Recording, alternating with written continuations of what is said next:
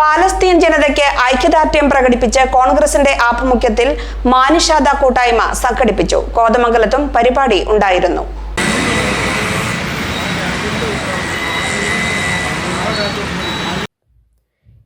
ഗാന്ധി ജയന്തി ദിനത്തിൽ KPCCയുടെ ആഹ്വാനപ്രകാരമാണ് മാനിഷാദ കൂട്ടായ്മ സംഘടിപ്പിച്ചത്. പാലസ്തീൻ ജനതയ്ക്ക് ഐക്യദാർഢ്യം പ്രകടിപ്പിച്ചും ഗാസയിൽ ഇസ്രായേൽ നടത്തുന്ന വംശഹത്യക്കെതിരെയുമായിരുന്നു മാനിഷാദ കൂട്ടായ്മ.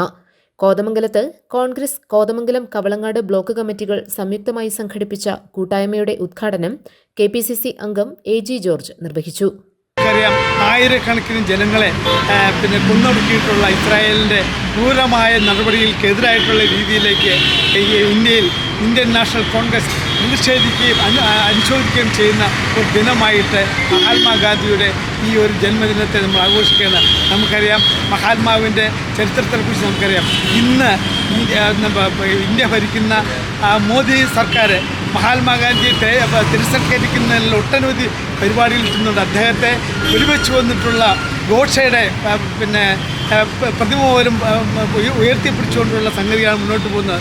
നമുക്കറിയാം, ഇന്ത്യൻ നാഷണൽ കോൺഗ്രസിന് നേതൃത്വം കൊടുത്തിട്ടുള്ള മഹാത്മാഗാന്ധിയാണ് ഇന്ത്യക്ക് ബ്രിട്ടീഷുകാരിൽ നിന്നും മോചനം നൽകുന്നത്. അദ്ദേഹത്തിൻ്റെ സ്മരണകൾ കൈവരുക്കാനും അദ്ദേഹത്തിൻ്റെ സ്മരണകൾ നിലനിർത്തിക്കൊണ്ടുള്ള പ്രവർത്തനങ്ങൾ മുന്നോട്ട് പോകാനും ഇന്ത്യൻ നാഷണൽ കോൺഗ്രസ് പ്രവർത്തകർ എപ്പോഴും ജാഗരൂകരായിരിക്കണമെന്ന് മാത്രം. ബ്ലോക്ക് പ്രസിഡന്റ് ഷമീർ പനക്കൽ അധ്യക്ഷത വഹിച്ചു.